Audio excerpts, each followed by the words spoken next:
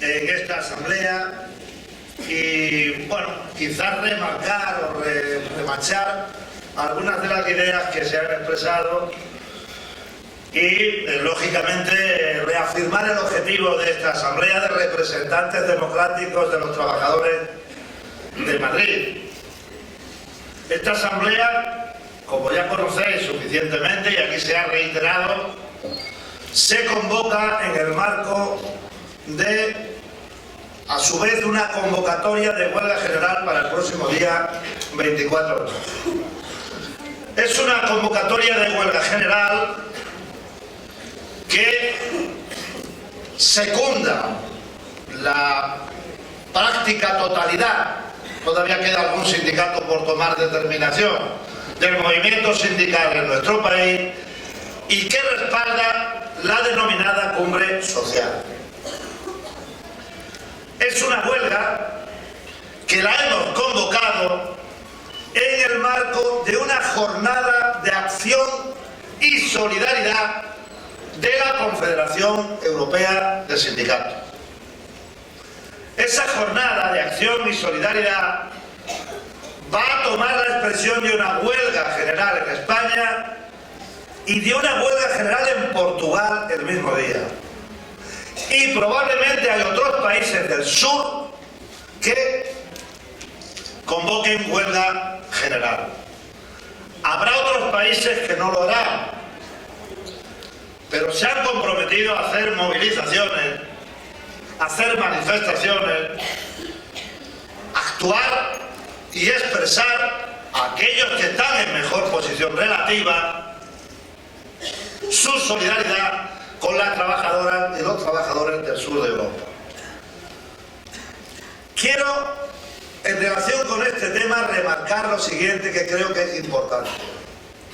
No hay ninguna organización europea de carácter político, de carácter social, no hay instituciones europeas que tengan una posición clara y nítida en relación con la crisis económica y cómo combatirla, salvo la Confederación Europea de Sindicatos. Por lo tanto, a esa circunstancia le tenemos que dar valor. Es la primera vez que la Confederación Europea de Sindicatos suma una declaración contra las políticas de recorte, defendiendo una alternativa distinta con una acción sindical a nivel europeo. Y es cierto que la situación emocional, la situación real de otros trabajadores y otras trabajadoras de Europa es distinta de la nuestra. Y, por ejemplo, los sindicatos alemanes que participan de nuestra posición, evidentemente, tienen que combatir lo que Frau Merkel dice en relación con España. Y que, desgraciadamente, esa leyenda negra se alimenta en gran parte desde aquí. Aquellos que piden tanta unidad, que arrimemos el hombro, que empujemos todos en la misma dirección, ya sean de los ámbitos políticos, ya sean de los ámbitos mediáticos, son los primeros que ponen a caer de un borro la realidad de nuestro país. Y ellos tienen que decirle a los trabajadores alemanes la realidad. ¿Cuál es la realidad?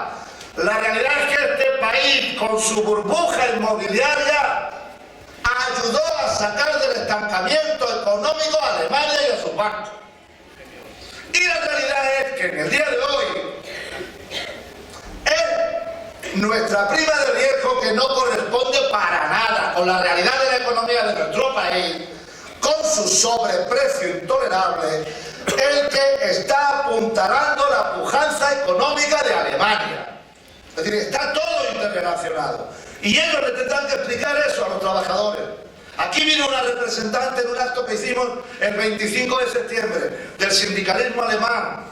Hizo unas declaraciones en un medio digital y el titular era: aplicar las reformas que se han hecho en Alemania para España sería un inmenso error. Por lo tanto, todo esto lo tienen que explicar los compañeros. Pero somos, insisto, la única organización que tiene una posición única, y somos más de 65 millones de trabajadores en Europa. Y compartimos una común alternativa. Y es verdad que la tenemos que expresar en la acción de manera distinta. Porque esto va a tener una simetría en relación con los sufrimientos, la destrucción de empleo, el deterioro del modelo de convivencia que en cada país de Europa está provocando la crisis económica. Representantes de los trabajadores en el resto de Europa. Y no nos ha costado mucho trabajo que lleguen a esa conclusión. Que lo que está ocurriendo en el sur se puede extender como una mancha de aceite a lo largo y ancho del continente. Por lo tanto, ellos ya le han visto las orejas al lobo. Pero nosotros le hemos visto las orejas, el lobo y el rabo al lobo. Ya hemos visto el lobo de cuerpo entero.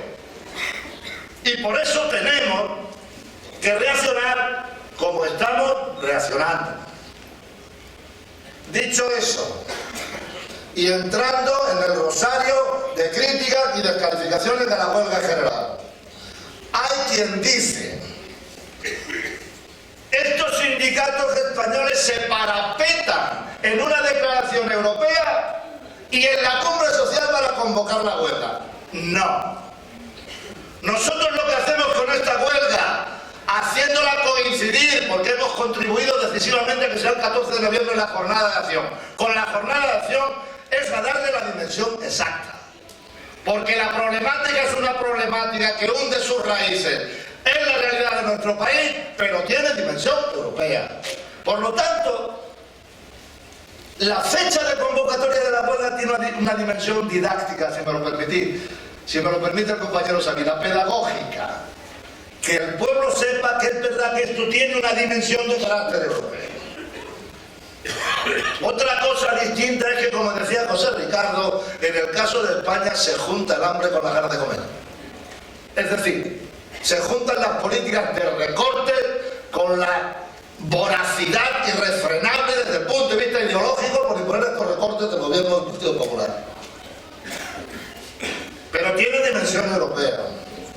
¿Y por qué lo hacemos con la cumbre? Nosotros no nos parapetamos con la cumbre. Es que este es un problema que afecta al conjunto de la población española, salvo al 1% que tiene el poder económico y el poder financiero. Afecta al 99%.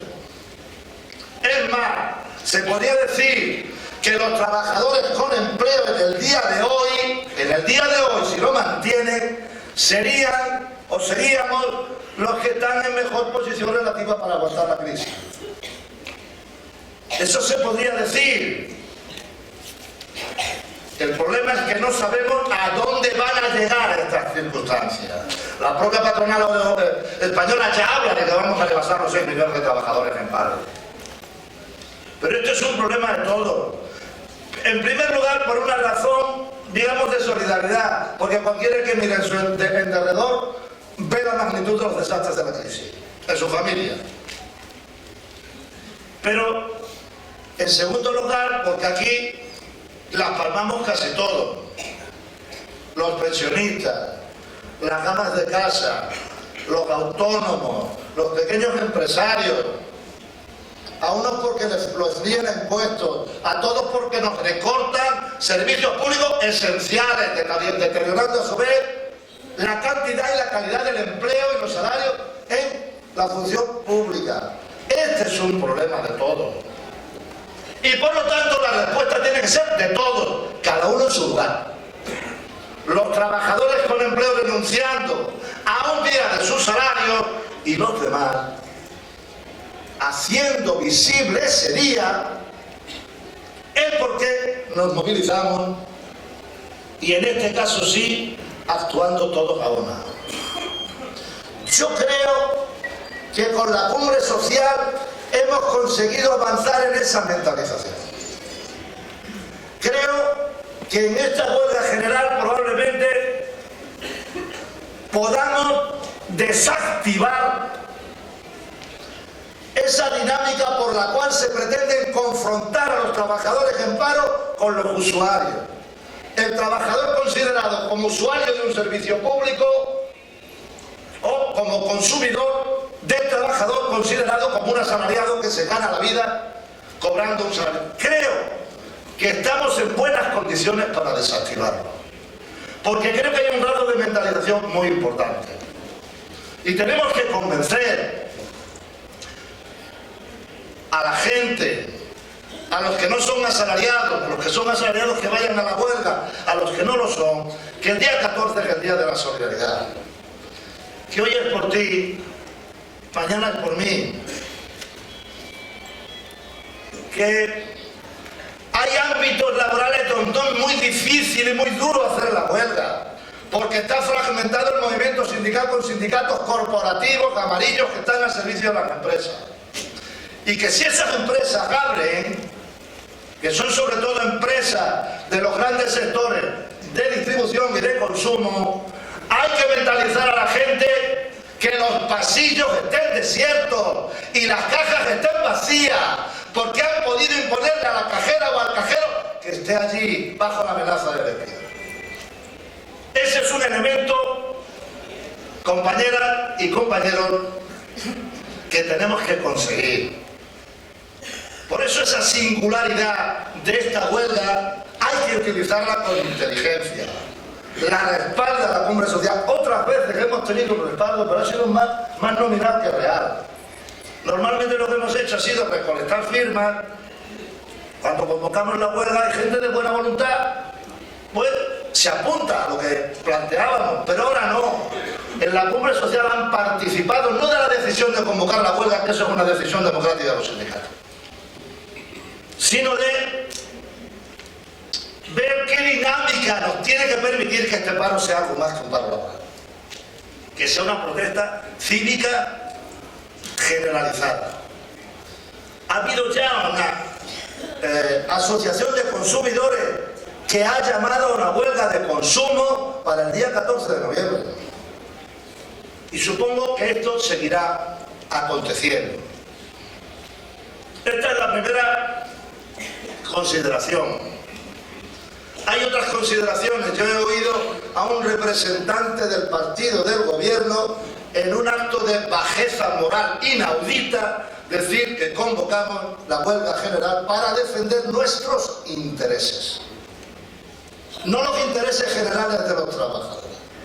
Digo bajeza moral, primero porque es falso, y en segundo lugar porque la última organización o institución que puede hablar de cómo pone al servicio de sus intereses particulares cualquier decisión, la última es el Partido Popular. Porque el Partido Popular, que hoy está en el gobierno, le escamoteó a los ciudadanos españoles el contenido del nefasto presupuesto del 2012 para que no le erosionara políticamente en las elecciones de marzo pasado en Andalucía y en Asturias. Porque a la bendita hora, si me permitís la expresión, hoy no saben 8 millones de personas que son los pensionistas qué va a ocurrir con su pensión. ¿Cómo pueden ellos hablar de intereses particulares? Si han puesto el aparato del Estado y decisiones políticas de mucha gravedad, que debían de haberlas tomado en un sentido o en otro, a los pies de sus intereses particulares como partido. Y todo esto, compañeras y compañeros, lo tenemos que decir y tenemos que ir a la ofensiva. Se dice,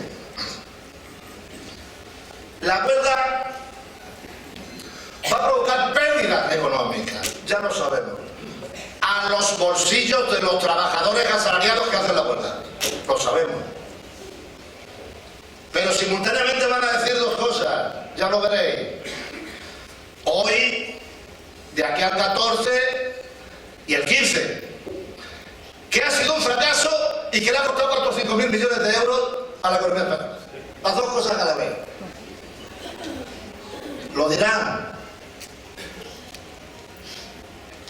Una erosión económica, sí, a los bolsillos de los trabajadores españoles, a la huelga. Pero hablemos de pérdidas. El otro día, ayer o antes de ayer, había una información en los medios de comunicación contrastada y no desmentida. Que en España tengamos cientos de miles de jóvenes denominados ninis de manera injusta provoca una pérdida de 15.000 millones de euros al año. Hablemos de pérdida. Se va a producir una erosión de los servicios públicos fundamentales entre el 2013 y 2014 de 102.000 millones de euros por los recortes que se van a imponer de un presupuesto, el presupuesto del 2013 y los siguientes si los hacen, que no está al servicio de las personas, ni está al servicio de la industria, ni está al servicio del campo, ni está al servicio del pequeño comerciante, no. Están al servicio de los acreedores de los bancos y al servicio de la propia banca. Por cierto, que la estimación que tenemos, que corresponde con la realidad, es que para sanear a la banca de una manera u otra ya hemos aportado 150.000 millones de euros. Y lo que te rondaré, Morena, porque están pendientes entre 60 y 100.000 millones de euros. Eso sí son pérdidas. No el impacto que va a provocar la huelga. Luego la otra, que es muy socorrida, es que la huelga no vale para nada. Hagamos un recorrido. ¿Sabéis por qué en España hay salario mínimo? Porque ha habido huelgas y movilizaciones. ¿Sabéis por qué hay negociación colectiva? Porque ha habido huelgas y movilizaciones. ¿Sabéis por qué hay sanidad? Hay pensiones. Hay prestación económica en caso de enfermedad o accidente. Hay educación pública. ¿Por qué hemos hecho huelgas y movilizaciones? ¿Sabéis por qué en la Constitución española se refleja como un derecho fundamental el ejercicio de huelga? ¿Por qué hemos hecho huelgas y movilizaciones? ¿Sabéis por qué existe la democracia? ¿Por qué hemos hecho huelgas y movilizaciones? Arrodillarse, que somos un pueblo honesto y trabajador, que queremos sacar adelante a nuestro país, pero no por este camino que nos lleva al precipicio. De manera tal que si tuviéramos un presidente inteligente, y como en la mili, en la banca, valor se le supone, podría utilizar, si tuviera algo de inteligencia e importara algo de sensibilidad, porque propiamente él me parece que no la puede generar, si importara algo de sensibilidad, podría utilizar la huelga general del 14 de noviembre con sus efectos para decir: oiga, por aquí ya no podemos seguir, porque hasta los más neoliberales del gobierno, y lo que os digo me consta porque lo comentan en privado, saben que están afectando a los fundamentos básicos de la economía española. A eso les importa relativamente poco lo de la sanidad, lo de la educación, les importa relativamente poco, incluso hasta lo argumentan y dicen: no, si yo no estoy hablando de la dimensión social. Lo que sí digo es que los fundamentos de la economía española, dicen, como hagamos algo más se van a afectar de manera irreversible. Ahí tenemos una diferencia, que ya a nuestro juicio se han afectado los fundamentos básicos de la economía española. Por lo tanto, compañeras y compañeros, por este camino no podemos seguir.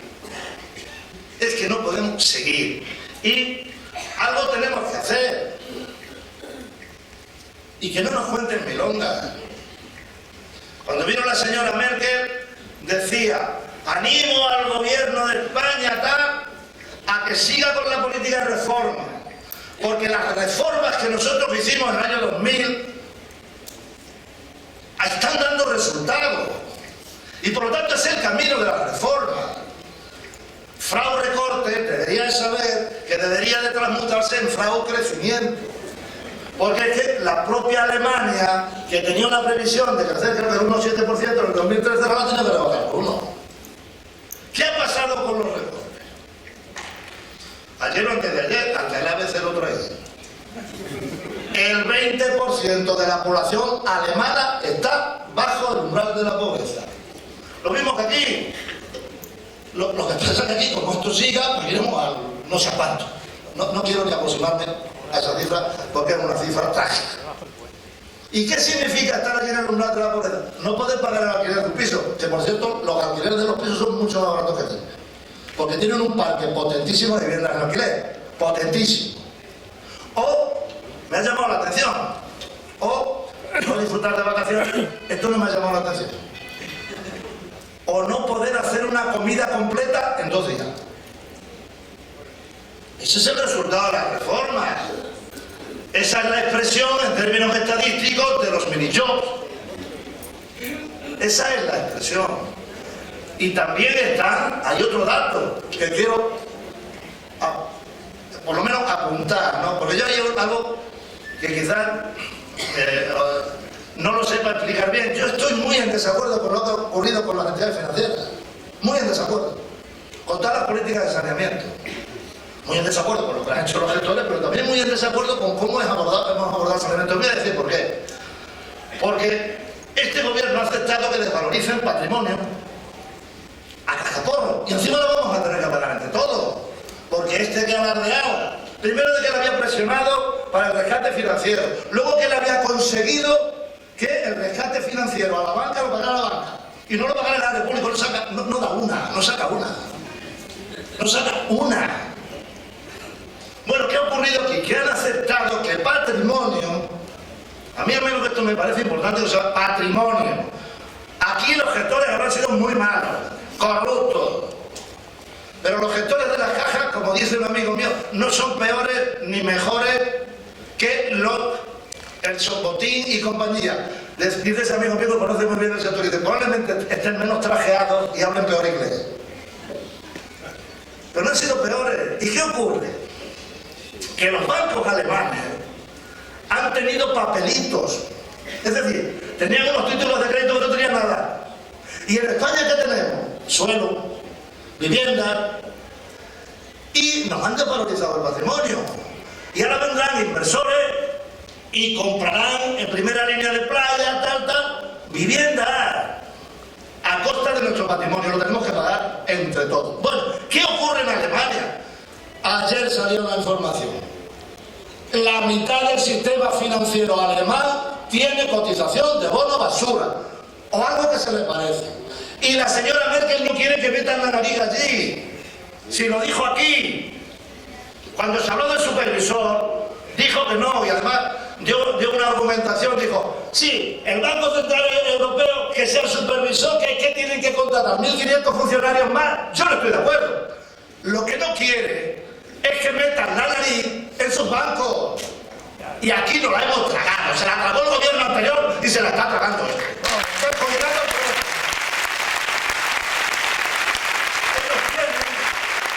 Una cosa que se parece bastante a las cajas de ahorro, que son las cajas locales, Sparkasse, creo que se llama. Y hay quienes dicen con razón, algo huele a podrido en el sistema financiero alemán. Yo estoy en desacuerdo con todo esto. Y eso es lo que hay allí. Eso es lo que hay allí. La potencia que ellos tienen es porque tienen una potente industria.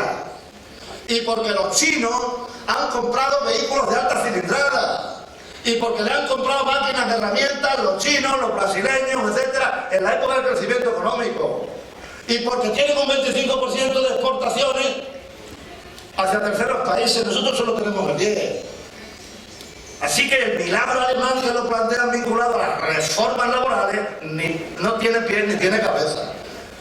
Y por eso decía, compañeras y compañeros, que tenemos que ir en una dirección contraria, distinta, con argumentos razonables. Singularidad, sí señor. Dos juegan en el mismo año. ¿Sí señor? Singularidad del año 2012. Este gobierno ha sido el primer gobierno de la democracia española que, llevando un mes en el cargo, llegaron los sindicatos y la patronal y firmaron un acuerdo. Eso sí es una singularidad. De contención de los salarios hasta el 2014. Pero también de contención de precios y de contención de beneficios. Eso es una singularidad, y esa singularidad la tira a la basura el gobierno. ¿Cuál es el resultado ahora? Que están bajando los salarios, pero ¿sabéis dónde está la inflación? En el 3,4%.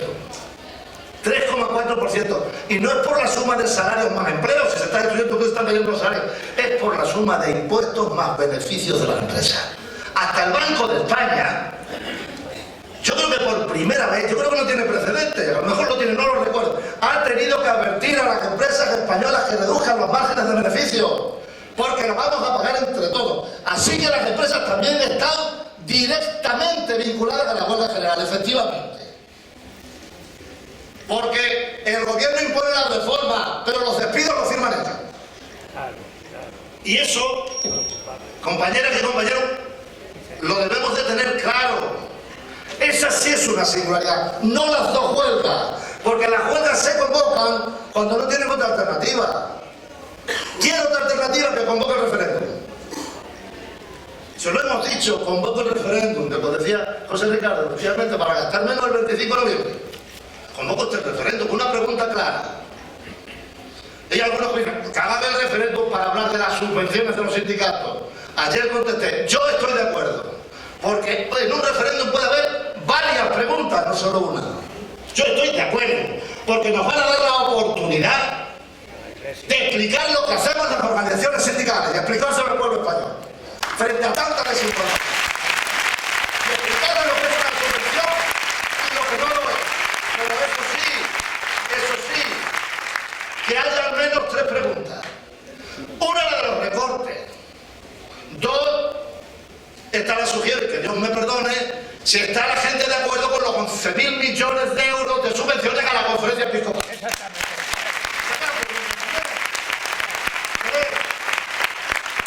Que pregunten por los sindicatos y nos darán la oportunidad a explicarnos y a que se sepa el papel que jugamos las organizaciones sindicales. Mirad, con esto ya voy acabando. Hoy les decía, he llegado un poco tarde porque estaba en una jornada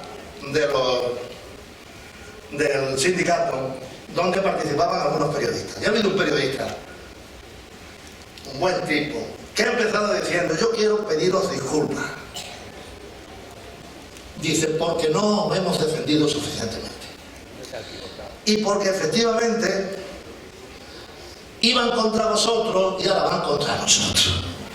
No contra los medios de comunicación, sino contra el periodismo, que son cosas distintas. Los medios de comunicación son empresas y están en manos de las entidades financieras.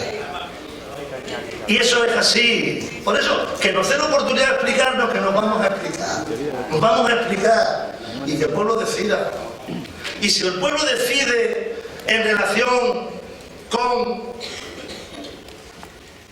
los recortes, que está de acuerdo con los recortes, ahí estaremos nosotros. Si el pueblo lo decide, estaremos ahí, aunque no estemos de acuerdo. Pero no le han dado posibilidad, perdón, me he equivocado, no decide, opina, porque nosotros no tenemos un referéndum vinculante.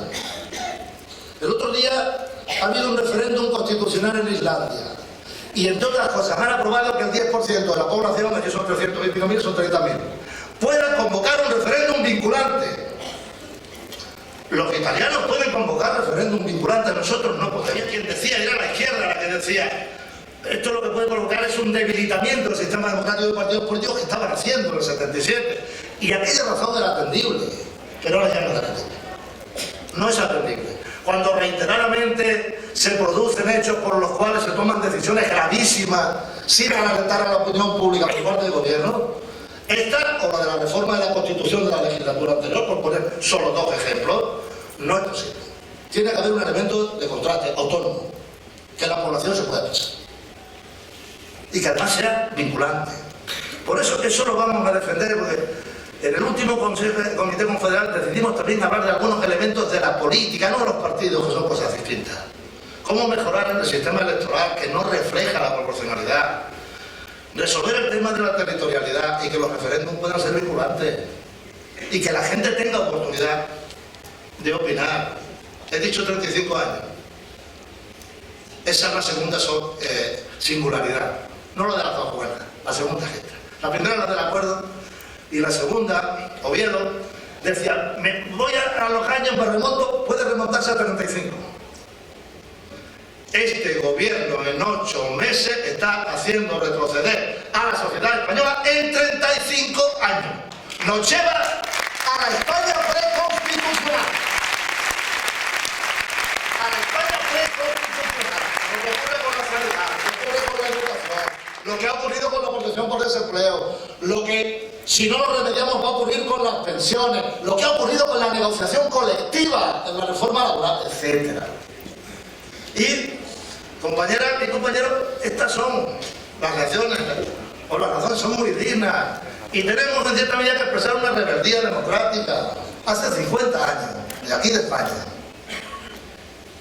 se iba gente a Alemania, pero eran trabajadores no cualificados, peones agrícolas, peones de la construcción. Ahora se van ingenieros, ingenieros de telecomunicaciones, ingenieros electrónicos, y eso no puede ser, porque en esas personas ha invertido la sociedad española para que podamos progresar. Y estos señores nos llevan a 35 términos constitucionales y a 50 términos sociales. ¡Vamos a mirar!